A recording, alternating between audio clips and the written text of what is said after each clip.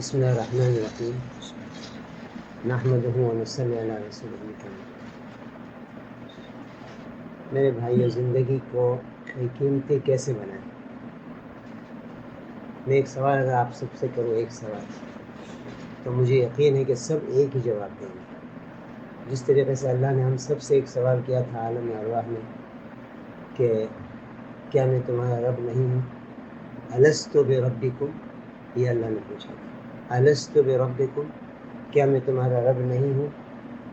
تو ساری روحوں نے فوراً اسی وقت جواب دیا تھا کہ کیوں نہیں، آپ ہی ہمارے رب، کیوں نہیں، یہ جواب دیتے، قالوا بلا، کہ آپ ہی ہمارے رب ہیں۔ یہ میں نے بھی کہا تھا، آپ نے بھی کہا، ہندو کے بچے نے بھی کہا، اور سکھ اور عیسائی کے بچے نے بھی کہا، سب نے کہا، عالم ارواح میں سب نے یہی کہا۔ یہاں آ کر پھر لوگ بدل گئے۔ تو میں اگر آپ سب سے ایک سوال کروں کہ کیا آپ اللہ کو راضی کرنا چاہتے ہیں، تو سب کا ایک ہی جواب ہوگا کہ ہاں، راضی کرنا چاہتے ہیں۔ کوئی یہ نہیں کہے گا کہ ہم راضی کرنا نہیں چاہتے۔ ہے کوئی ایسا کہنے والا؟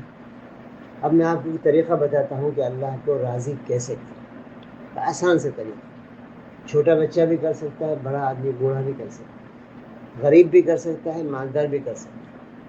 اللہ کو راضی کرنا ماں کو راضی کرنے سے بھی آسان ہے، سچ کہتا ہوں، پکی بات کر رہا ہوں، قسم بھی کھا سکتا ہے۔ باپ کو راضی کرنا تھوڑا سا مشکل ہے، تھوڑا، کوئی بھول ہو جائے اور بچہ باپ کے پاس چلا جائے کہ ابا جان مجھ سے غلطی ہو گئی، پھر بھی ابا تھوڑی چپت بھر دے کہ یہ دھیان رکھا کرو اندر سے، یہ باپ کا انداز ہے۔ باپ کو اللہ نے ایسا بنایا۔ وہی بچہ اسی غلطی پر ماں کے پاس چلا جائے کہ ماں مجھ سے بھول ہو گئی،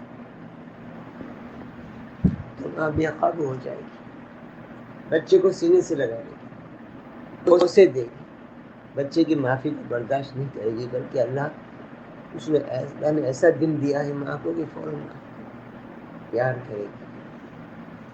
اللہ کی قسم، اللہ اس سے زیادہ اپنے سارے بندوں سے پیار کرتا ہے۔ تم اللہ کی طرف متوجہ ہو کر تو دیکھو، وہ تمہیں خود سنبھال لے گا، خود تمہیں اپنی رحمت کے آغوش میں لینے کو تیار ہے۔ لیکن ہمارا قصور ہے، ہم اس سے دور رہتے ہیں، دور، وہ ہم سے قریب رہتا ہے۔ اذا سالک عبادی عنی فانی قریب، انی کا صیغہ لگا ہے، انی میں بے شک، ضرور بھی ضرور میں قریب ہوں، صرف قریب نہیں کہا، انی کے ساتھ کہا، انی یہ تاکید کا لفظ ہے کہ بے شک میں تو قریب ہوں، دور ہم ہیں، وہ دور نہیں، وہ ہمیں قریب کرنا چاہتا ہے۔ حدیث قدسی کا مفہوم ہے کہ جب بندہ ایک بالشت میری طرف آتا ہے، اللہ فرماتا ہے ایک بالشت میری طرف آتا ہے تو میں بندی کی طرف ایک ہاتھ آتا ہوں، اور جب بندہ ایک ہاتھ میری طرف آتا ہے تو میں بندے کی طرف ایک باہ آتا ہوں، ایک باہ، اور جب بندہ چل کر میری طرف آتا ہے تو میں دوڑ کر بندے کی طرف چلتا ہوں۔ ایسا رب ہے، وہ ہمیں تھامنے کو تیار ہوتا ہے۔ چھوٹے بچے کو ماں، آپ نے دیکھا ہے، ماں چلانا سکھاتی ہے، چلنا نہیں جانتا بچہ، ابھی سیکھے گا، ابھی اس میں پاؤں میں جان نہیں ہے اس کے، تو ماں اس کو تھوڑا سا دور کھڑا کرتی ہے تو وہ 2 قدم بڑھتا ہے، تیسرے قدم پہ گرنے لگتا ہے تو ماں گرنے نہیں دیتی، سنبھال دیتی، آہستہ آہستہ تھوڑا زیادہ دور کھڑا کر کے چند قدم چلنا سکھا دیتی ہے، پھر وہی بچہ دوڑنے لگ جاتا ہے۔ تم اللہ کی طرف چلو، ففروا الی اللہ، ففروا الی اللہ، اللہ تمہیں سنبھال لیں گے، گرنے نہیں دیں گے۔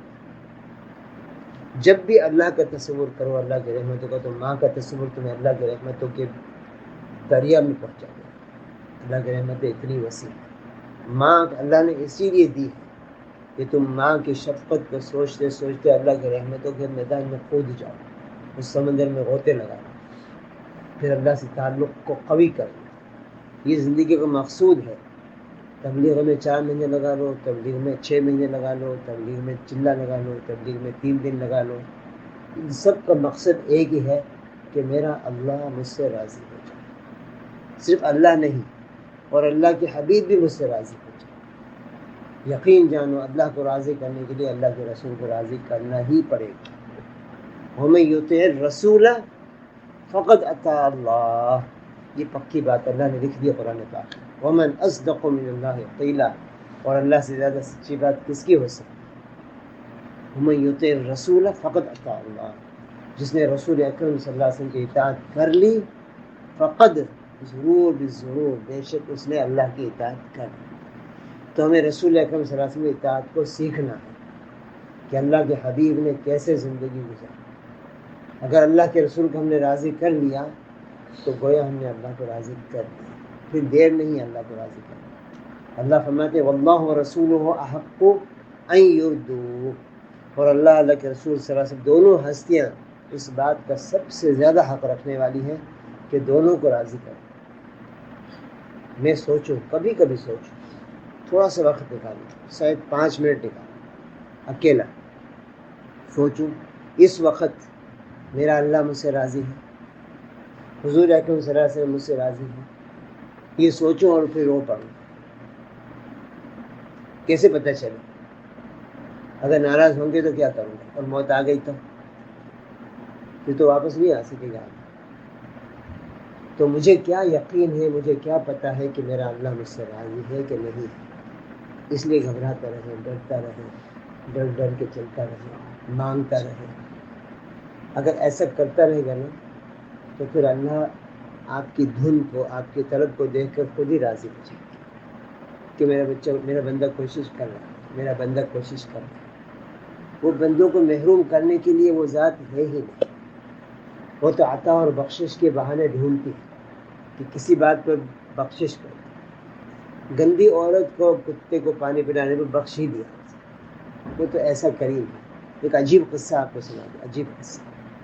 حضرت عبداللہ ابن مبارک رحمۃ اللہ علیہ کا اگر آپ نے نام سنا تو ان کی ذرا تھوڑی سی پڑھیں، قصہ پڑھیں ان کا، وہ کیا تھے، وہ کیا تھے عبداللہ ابن مبارک، کیا تھے وہ؟ اللہ کے خاص اخص و خاص بہت ہی محبوب بندوں میں سے ایک بندے تھے عبداللہ ابن مبارک۔ علم کے ذخائر تھے ان کے پاس، علم کے پھیلانے میں منہمک رہتے تھے، بڑے بڑے مجموعوں کو شاگردوں کے مجموعوں کو علم پڑھاتے تھے، اور رات میں اللہ کے سامنے اتنا روتے تھے کہ پڑوسیوں کے پاس رونے کی آواز جاتی تھی۔ رات اللہ کے سامنے گزارتے تھے، دن بندوں میں گزارتے تھے،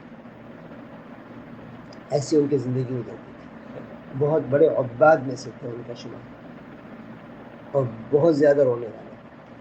جب عبداللہ ابن مبارک کا انتقال ہو گیا تو کسی نے خواب میں دیکھا، پوچھا عبداللہ آپ کے ساتھ اللہ نے کیا معاملہ کیا؟ تو کہا اللہ نے مجھ پر احسان کر دیا، لیکن جتنا احسان مجھ پر کیا اس سے زیادہ احسان اللہ نے ہمارے ایک پڑوسی کا ساتھ کر دیا۔ وہ حداد تھے، حداد، اور لوہے کا کام کرتے تھے، لوہار تھے، ان کے ساتھ کیا۔ تو خواب دیکھنے والا جب خواب سے بیدار ہوا تو دوسرے دن ان کے گھر پہ گیا اور گھر والوں سے معلوم کیا کہ جو حداد تھے ان کا کیا کام تھا، تو کیوں پوچھ رہے ہیں؟ کہ ہم نے ایسا خواب دیکھا کہ عبداللہ ابن مبارک نے ایسی باتیں کہی ہمیں خواب میں۔ تو کہا ان کا کوئی خاص عمل نہیں تھا، لیکن 2 عمل بتا دیتے کہ ہم آپ کو 2 عمل بتا دیتے تھے کہ وہ روتے بہت تھے، جب بھی دیکھو تو عبداللہ ابن مبارک کا تذکرہ کر کے رو پڑتے تھے۔ کہتے تھے اللہ کاش کہ میرے پاس بھی علم ہوتا اور میرے پاس ایسی صلاحیتیں ہوتی، اور میں بھی عبداللہ ابن مبارک کی طرح سے راتوں میں روتا اور علم کو پھیلاتا۔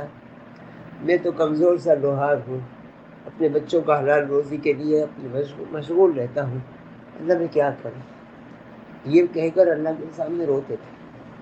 اور جب اذان سنتے تھے اور آگ کی بھٹی میں لوہا سرخ ہو چکا ہوتا تھا، سرخ، اور لوہے کی چوٹ مار کر اس کی شکل دینی ہوتی تھی، وہی کام تھا ان کا۔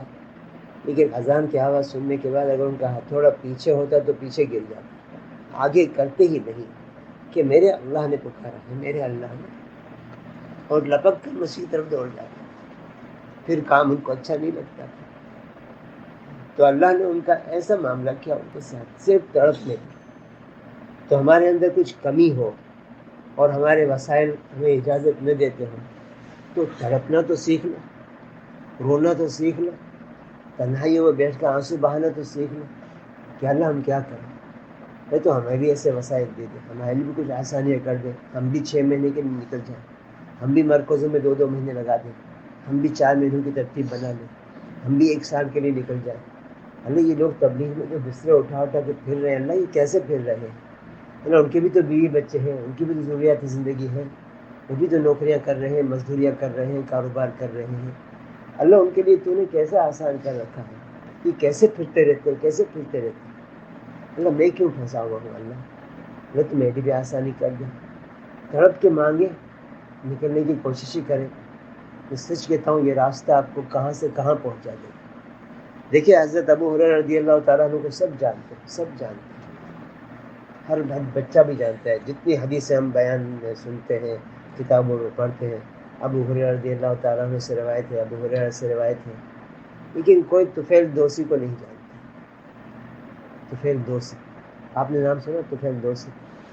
نہیں سنا۔ طفیل دوسی رضی اللہ تعالیٰ عنہ، ان کو بہت کم لوگ جانتے ہیں، جو اہل العلم ہوتے ہیں نا وہ تو جانتے ہیں۔ طفیل دوسی وہ صحابی ہے جو دوسی قبیلے سے تعلق رکھتے تھے، اور ابو ہریرہ بھی دوسی قبیلے سے تعلق رکھتے تھے۔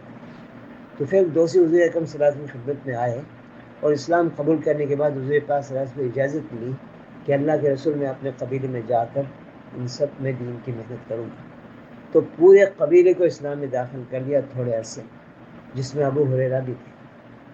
تو طفیل دوسی کی دعوت پر ابو ہریرہ پیدا ہوئے۔ تو آپ لوگوں کی دعوت پر پتہ نہیں کتنے مفتی پیدا، کتنے علماء پیدا، کتنے دین کا کام کرنے والے پیدا، کتنے دارالعلوم قائم، کتنے تحفیظ قرآن کے مدرسے قائم، کتنی مسجدیں آباد ہوں گی، آپ کو نہیں معلوم ہوگا۔ قیامت کے دن ایک آدمی کو اعمال نامہ ہاتھ میں دیا جائے گا، وہ سادہ سے انسان ہوگا، اللہ سے کہے گا یا اللہ میں تو غریب آدمی تھا، میں نے تو ایک حج بھی نہیں کیا، اس میں تو 1000 حج لکھے ہوئے، میری تو عمر بھی اتنی نہیں تھی، یہ حج میرے نہیں ہے، یہ کسی اور کا اعمال نامہ ہوگا، جو پہلے قومیں آتی تھی جن کی عمریں زیادہ ہوتی تھی، اس میں سے کسی کا اعمال نامہ تو مجھے نہیں دے دیا۔ اللہ تعالیٰ فرمائیں گے نہیں، یہ تیرا ہی اعمال نامہ، تو نے نہیں کیا، لیکن الدال علی الخیر کفاعلہ، نیکی تو رہبری کرنے والے سے خود نیکی کرنے والے، تم نے نہیں کیا لیکن تم نے کروایا، تم ذریعہ بن گئے، پھر لوگوں نے کیا تو تمہارا اعمال نامے میں آتی رہی وہ نیکی۔ ہم اس وقت بیٹھے ہیں نا، ابو بکر صدیق رضی اللہ تعالیٰ عنہ کو سب کچھ ملا، حضور صلی اللہ علیہ وسلم کے پہلو میں لیٹے ہوئے، اور جب قیامت کا دن قائم ہوگا تو حضور صلی اللہ علیہ وسلم کے ساتھ ہی اٹھیں گے، لیکن ساری نیکیاں، ساری دنیا میں ساری نیکیاں ابو بکر کو مل گئی، چونکہ سب سے پہلے حضور پاک صلی اللہ علیہ وسلم ایمان والے ابو بکر تھے۔ کسی نے کہا ابو بکر سے کہ ایک آدمی ہے، آواز آ جائے گی پیچھے،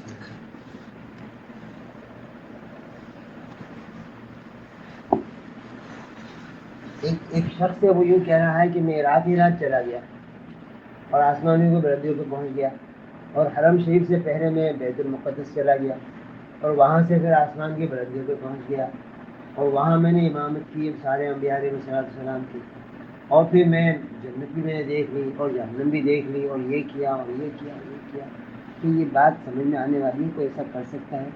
تو کہا ایسا تو کوئی نہیں کر سکتا۔ تو کہا بتاؤں، محمد نے ایسا کیا صلی اللہ علیہ وسلم، تو کہا پھر ہو سکتا ہے، کہا پھر تو صحیح ہے۔ اس لیے وہ ابو بکر صدیق کہلاتے ہیں کہ صادق و امین کی صداقت کی، ان کے ساتھ بھی رہے، تو جیسے ہی پہلے کا ایسا تو ہو نہیں سکتا، لیکن کہا جب محمد نے کہا تو ایسا ہی، اتنا یقین کرنے والا، اور صحابہ کا یقین تھا ہی۔ ایک صحابی حضور صلی اللہ علیہ وسلم کے پاس آئے کہیں دیہات سے، حضور صلی اللہ علیہ وسلم ان سے ایک بات فرمائی، کہ یہاں ایک عورت رہتی ہے، وہ جہاد میں چلی گئی، اس کے بعد کچھ بکریاں تھی، تعداد بتایا اس میں اتنی بکریاں تھیں، اور ایک کانٹا تھا جس سے وہ داغا کپڑے بنتی تھی، تو جب واپس جہاد سے آئی نا تو اس کا ایک کانٹا اور ایک بکریوں میں سے ایک بکری چوری ہو گئی، تو اس نے اللہ سے دعا کی کہ میرے اللہ، میں تو تیرے راستے میں گئی تھی تو میری ایک بکری چلی گئی اور میرا ایک کانٹا بھی چلا گیا، اس سے میں تھوڑا کام کر لیتی تھی، اللہ مجھے میری بکری واپس کر دے اور میرا کانٹا بھی مجھے دے دے.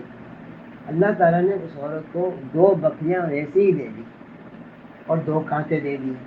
اور پھر اس طرح فرمایا کہ جاؤ اس عورت سے پوچھ کے آ جاؤ کہ ایسا ہوا کہ نہیں ہوا. تو وہ صحابی کہتا ہے اللہ کے رسول آپ نے جو فرما دیا تو پھر میں جا کر پوچھوں؟ نہیں، ایسا ہی ہوا. آپ نے جو بات کہی ایسا ہی ہوا.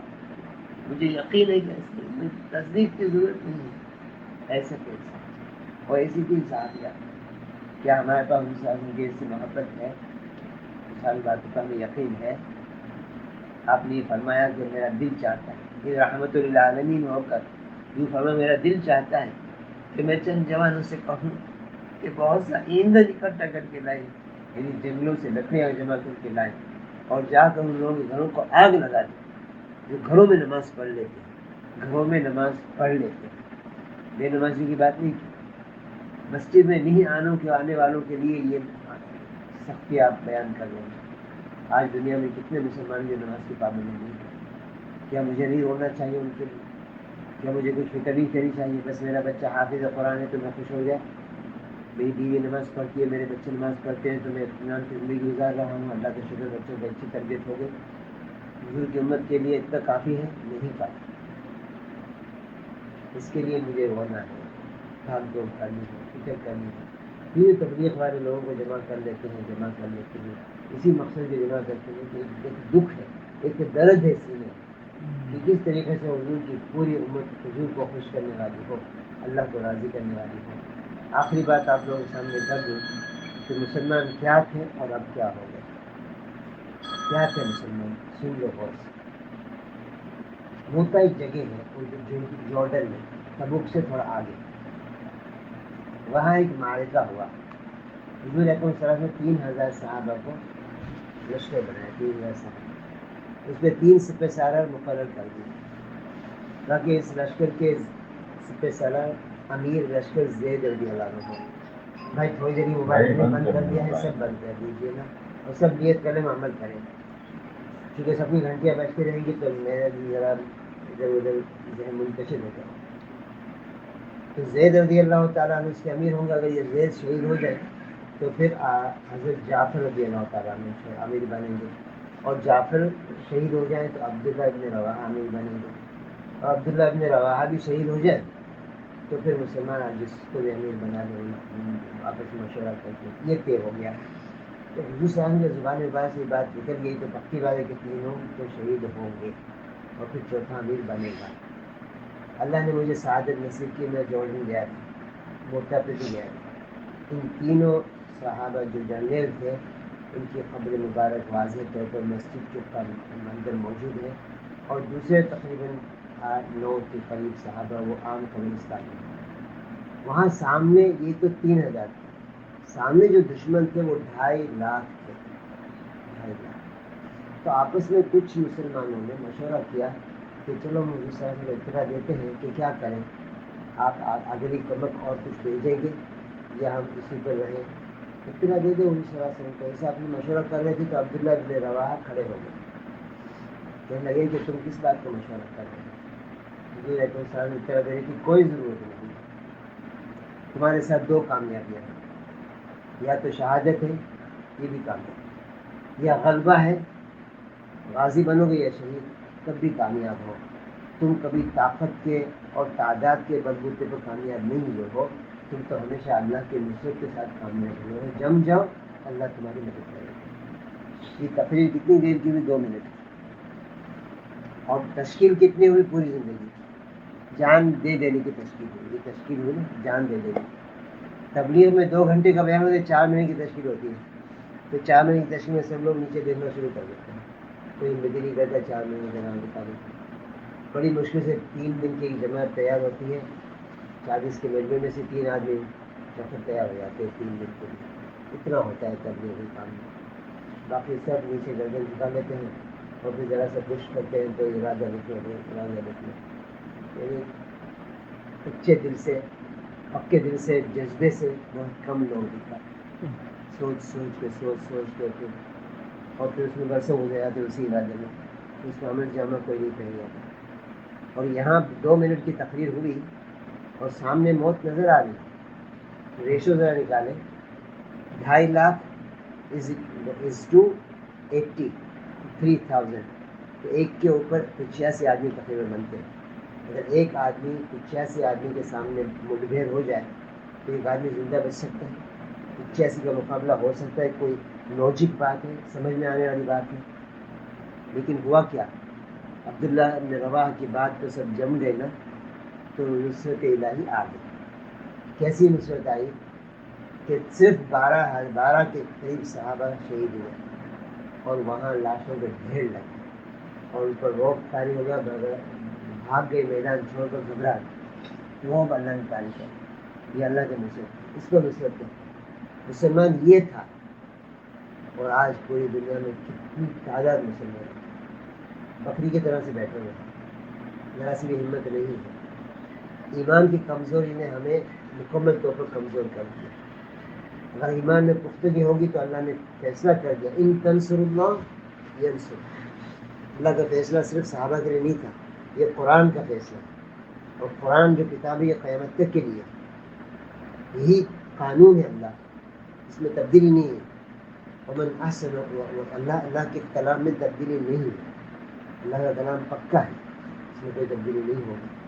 تو اللہ نے یہ فیصلہ سنا دیا، ان تنصر اللہ ینصر، اگر تم اللہ کے دین کی مدد کرو اللہ تمہاری مدد کرے.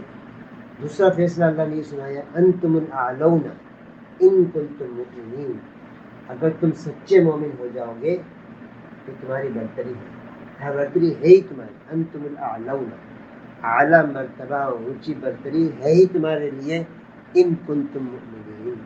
تو ذرا ایمان کو ٹٹولیں گے تو ہمارے ایمان کھوکھلے ہیں، پھسے ہیں بالکل. اس لیے محنت کرنی ہے. تبلیغ والے جو سب سے پہلی بات کہتے ہیں نا، وہ ایمان کی تقویت کی بات ہے. ایمان کو پختہ کرنا، ایمان کو پختہ کرنا، یہ ہمارا پہلا نمبر ہے. میں نے گونگوں کی جماعت دیکھی، گونگوں جو بول نہیں سکتے، میں نے اشاروں سے ان کے بیان سنے، اشاروں سے. کس نے ان کو تیار کیا؟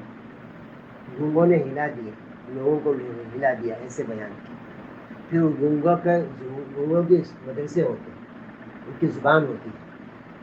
گونگے جہاں بھی جمع ہو جاتے ہیں نا، مختلف علاقوں کے، ان کی ایک خاص بولی ہوتی ہے، وہ پوری بات سمجھ لیتے ہیں. اسے سری لنکا میں جماعت میں گیا تھا، ایک مسجد میں 3 دن کی جماعت کام کر کے واپس آئی. اس میں ایک گونگا تھا، اس نے مجھ سے دعا سلام کی، چونکہ ہم باہر کی جماعت تھے یہاں کی، اور اس نے مجھ سے کہا، دیکھو اشارہ کس طرح کیا، زبان پہ اشارہ کیا کہ میں بول نہیں سکتا. پھر کان پہ اشارہ کیا، کان پہ یہ کر کے، میری بیوی ہے، کان پہ اشارہ، میری بیوی ہے، وہ بھی بیوی ہے، تو اس کا بھی زبان نہیں ہے، ایسے اشارہ. پھر کہا، ایک بچے، چھوٹے بچہ ہوتا ہے نا، اس کو گود میں لیتے کچھ، اس نے کہا ایک بچہ ہے، ایک بچہ، اس کی زبان نہیں ہے، وہ بولتا ہے. یہ 3 باتیں اس نے مجھے اشاروں میں بتا دی، میں بھی سمجھ گیا.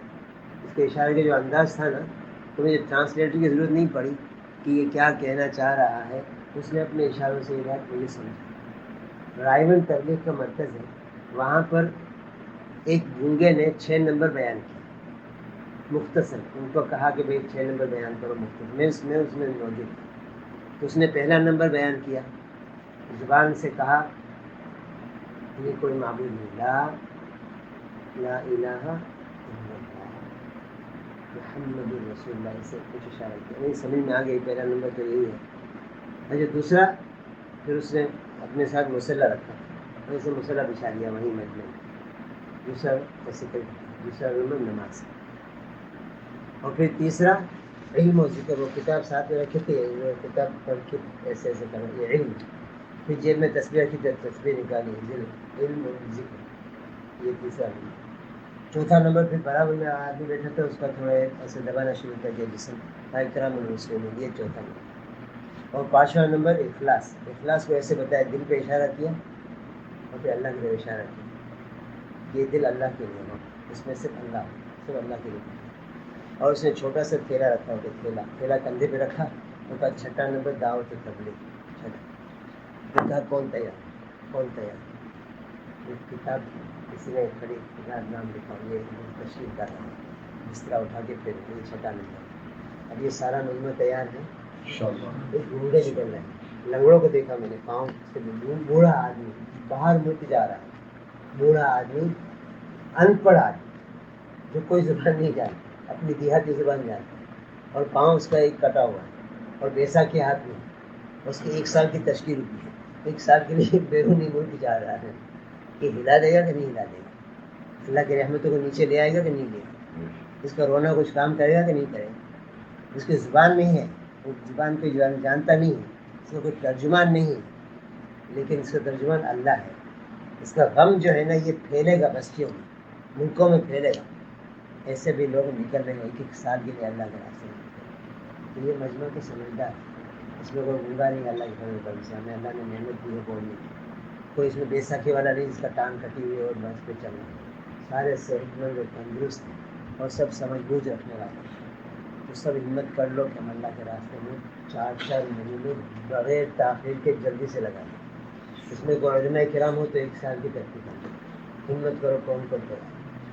ایک تبلیغ کے بیان کا نچوڑ آخر میں تشکیل ہوتی ہے. ہم اپنے محلے میں گشت کرتے ہیں نا, پیچھے میں ہمارا گشت ہوتا ہے, جامعہ میں رہتا ہے. تو ایک آدمی نے مجھ سے کہا یار آپ کے بیان اچھے ہوتے ہیں, ہم آتے ہیں آپ کے بیان میں, لیکن یہ جو ہوتا ہے نا پرچہ لے کے تم کھڑے ہو جاتے ہیں, اس میں 10 منٹ اور کھینچ لیتے ہیں.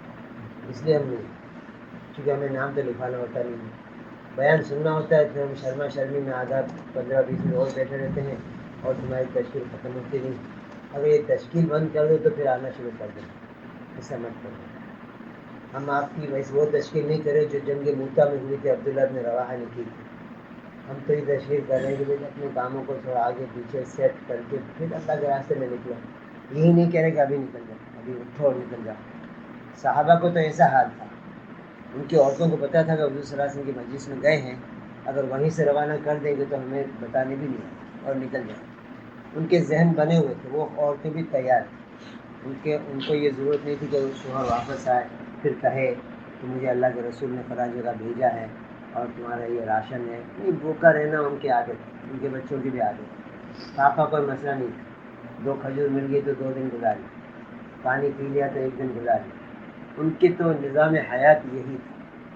ایک کسی اللہ والے کے یہاں ایک مہمان آ گیا تو بچے بہت خوش ہو گئے, بہت خوش ہو گئے. تو مہمان سمجھا کہ میرے آنے پہ اتنے خوش ہو رہے ہیں تو تھوڑی کچھ کھانے پینے کی چیزیں اچھی آئیں گی میرے لیے. تو کچھ کھانے کی چیزیں ہی نہیں آ رہی. تو مہمان بیچارہ بیٹھا ہوا انتظار میں کچھ کھانے کو ملے گا.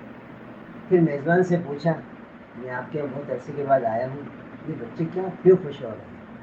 تو بچے کا اس لیے خوش ہو رہے ہیں کہ آج 2 مہمان آ گئے, ایک فاقہ اور دوسرا اللہ کا مہمان, اس لیے بچہ خوش ہو رہا ہے. 2 مہمان آ گئے, فاقہ بھی ہے اور مہمان بھی آ گیا. 2 مہمان تو بچے زیادہ خوش ہیں.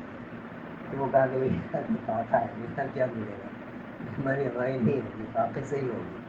تو فاقے پر بچے خوش ہوتے, ایسے اللہ والوں کے بچے. تو یہاں تو فاقہ بھی نہیں ہے, مسئلہ بھی کچھ نہیں ہے, پھر بھی ہم جو سستی کریں ایسا نہیں. میرا نام لکھو بھائی, ان شاء اللہ میں یہ کوشش کروں گا 5-4 مہینے کے لیے. محمد یونس, سب سب جی عبد المجید بھی کہہ رہا تھا. عبد المجید صاحب